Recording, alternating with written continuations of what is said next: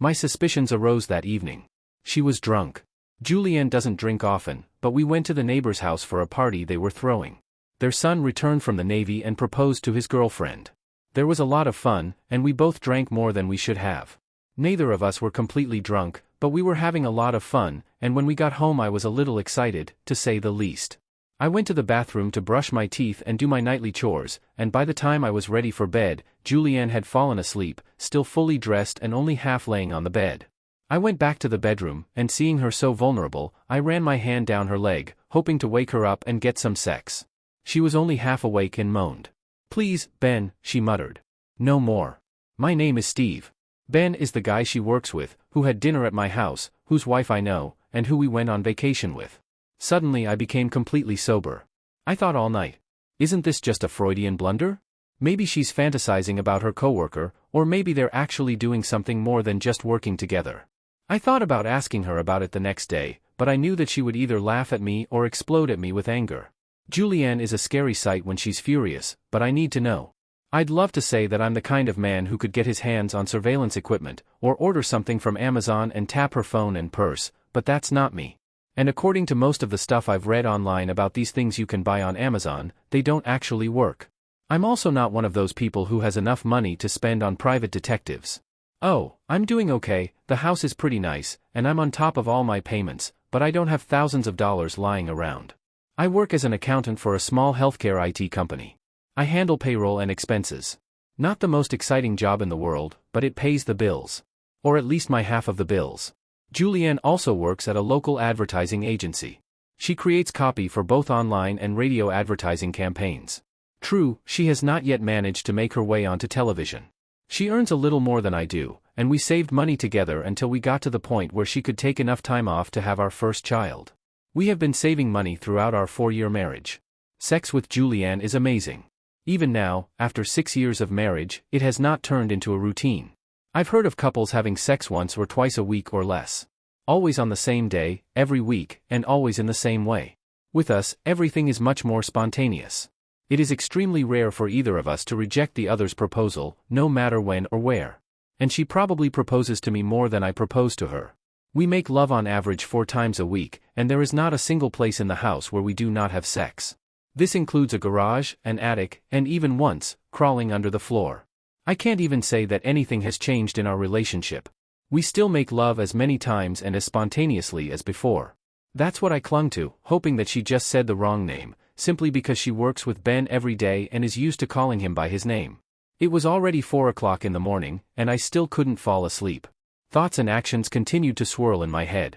How do I find out and what to do if she cheated? I generated one scenario after another where I find her in the arms of her lover and do everything from blowing her own brains out in the room as they look on in horror, to blowing his brains out, and then hers. In other scenarios, I just say goodbye to her and walk away in dignified silence, get into the car, and never see either of them again. But before all this happens, I need to know if she is cheating. I silently got out of bed and walked into the living room, where she dropped her purse when we were returning from the party. I looked through it but didn't find anything.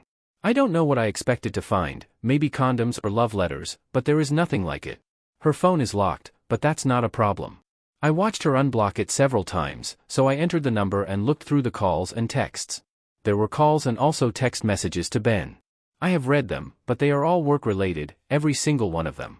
Of course, I had no idea about the contents of the calls, but there is still no evidence that she did anything wrong. I was just about to put her phone back in her purse when it slipped through my fingers and fell to the floor. Crap. I thought I might have broken it.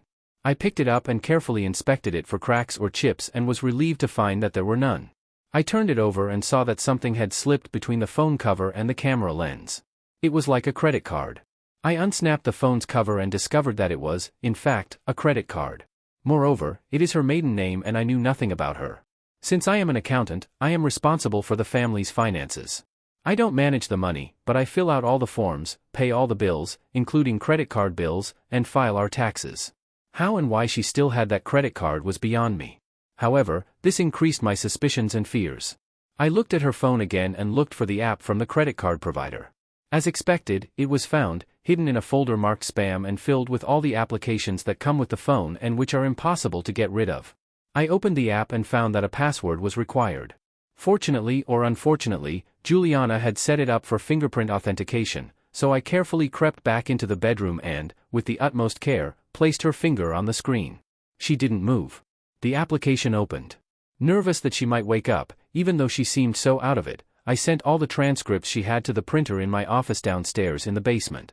Once the confirmation was made, I closed the app, put the card back in its hiding place, and put her phone back in the case, which I tossed in her purse. Having looked into the bedroom again, I went down to my office and took the statements from the printer.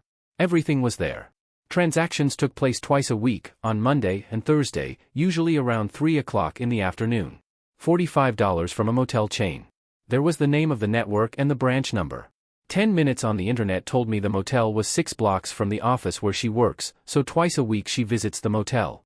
Even though it was obvious why she was visiting the motel, I tried to think of other reasons why she might go there. Maybe they have some conference rooms there and she receives clients there. I laughed at myself. I'm grasping at straws. But even so, I wouldn't have believed it until I saw it with my own eyes. I looked back at the reports and found that these visits started about a month ago. A sudden wave of nausea hit me, and I barely made it to the toilet before I vomited. I was kneeling on the floor spitting into the basin when Julianne came in and leaned over to pat my back. "Did you drink too much?" she asked. "Me too. Shall I bring you something?" I shook my head, still clutching the papers in my hands and pressing them to my chest, desperately wanting her not to see them. "I just need some time," I said. "Go back to bed. I'll be there in a minute." "Okay," she said sleepily. She leaned down again and kissed the back of my head. I hit my forehead on the toilet seat as I pulled away from her, but she didn't seem to notice. I stayed in the bathroom for another 15 minutes until the nausea passed, and then I returned to my office and hid the statements among other papers. I knew there was no way Julianne would accidentally find them. She almost never comes into my office, although I have had her leaned over my desk more than once.